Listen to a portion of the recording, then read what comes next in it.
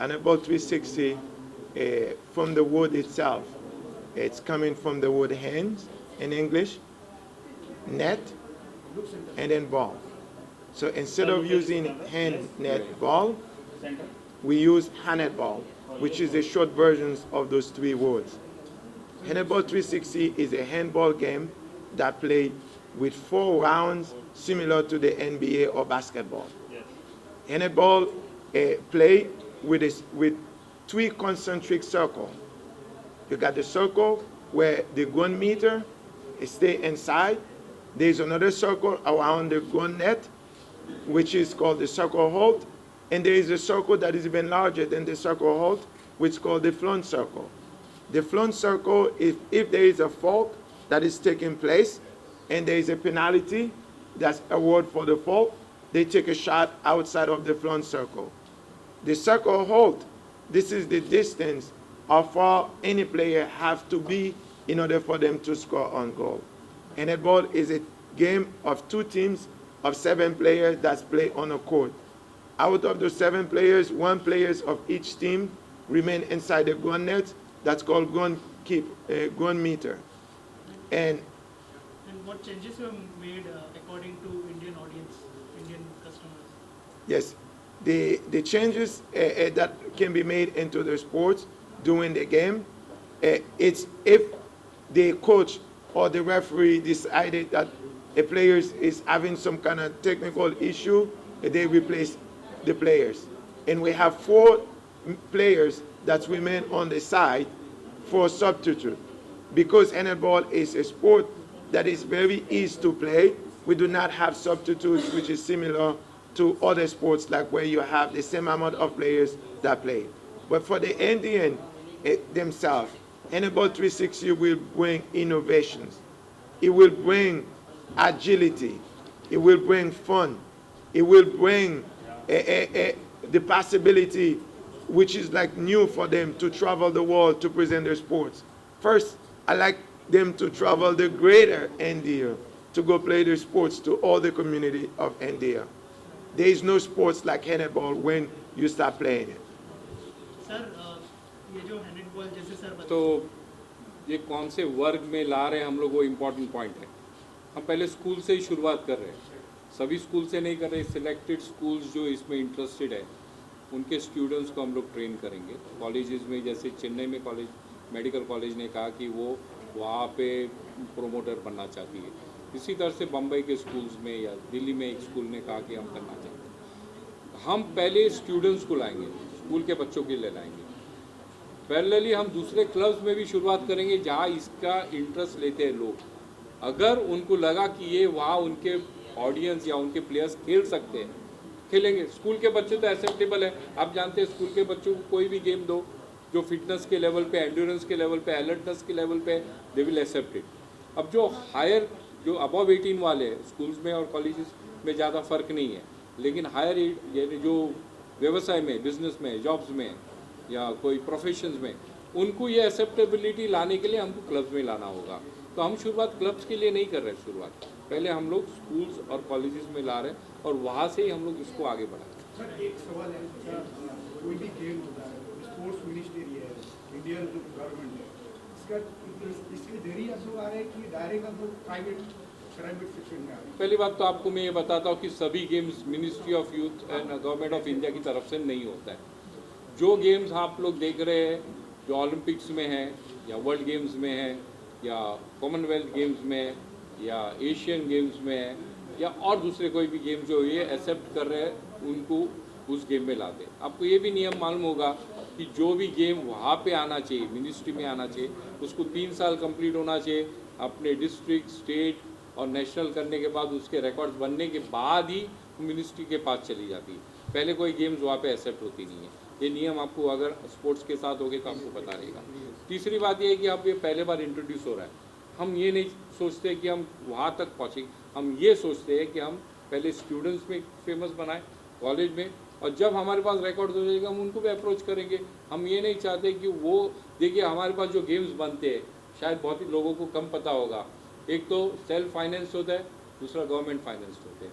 जब हम उसके एलिजिबिलिटी हो जाएगी, एलिजिबल हो जाएंगे, तब उनको अप्रोच करेंगे, तब तक हम प्रमोशन में जाते हैं। सर एज क्या रहेगी बच्चों गेम्स में आपको अगर पता चलेगा तो boys and girls, male and female खेलते हैं।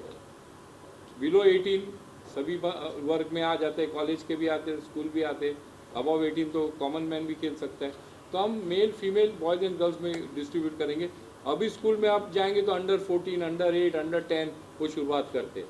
तो हम जब इंट्रोड्यूस करेंगे तो हो सकता है वहाँ पे भी हम लोग अंडर 14, अंडर 8 या इस तरह से एक ग्रुप बनाएं। सर जैसे प्लेयर्स है, हम लोग जो ट्रेनिंग होगी, क्या ये ट्रेनिंग पूरा फ्री रहेगा कि उसमें कुछ ये रहेगा?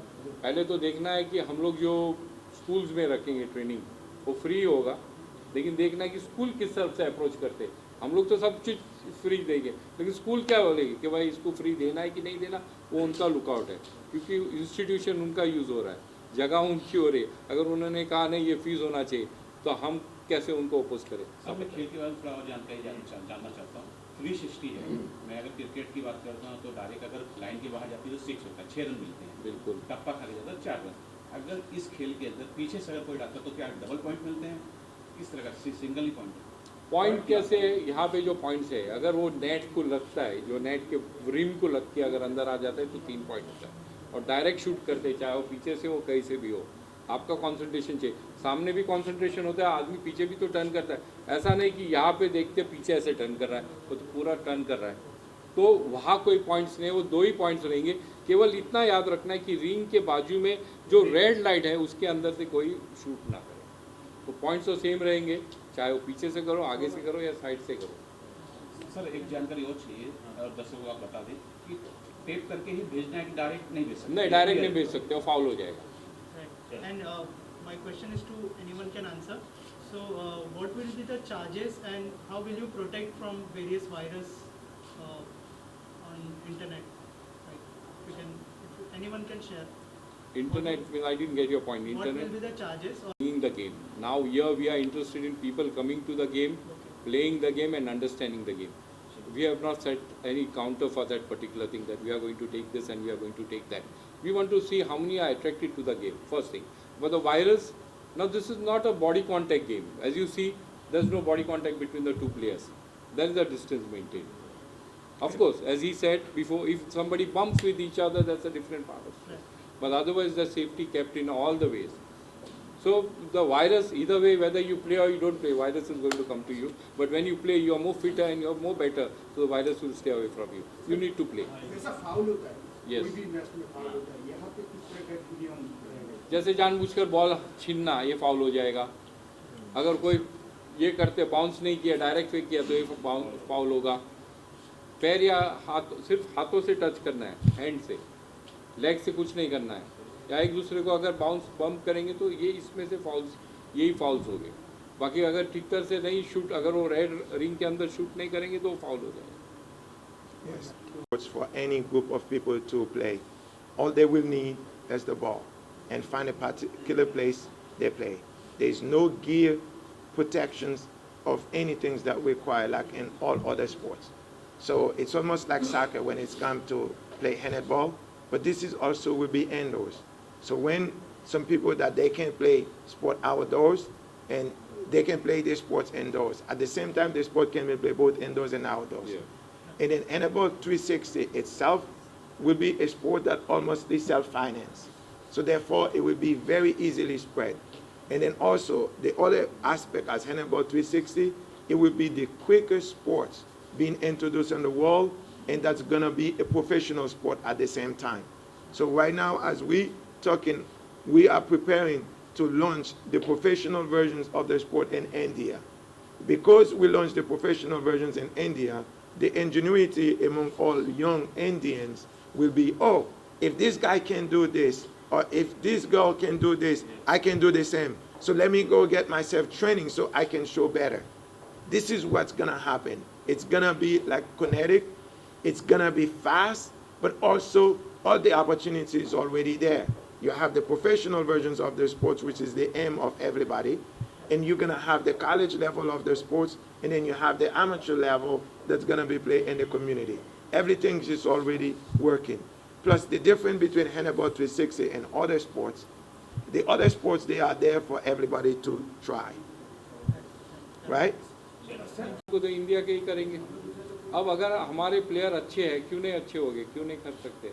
हम लोग के भी प्लेयर अच्छे हो सकते, बन सकते हैं। ऐसा कुछ नहीं कि ये फाउंडर है तो इनके प्लेयर ज़्यादा अच्छे होंगे, ऐसा कुछ नहीं।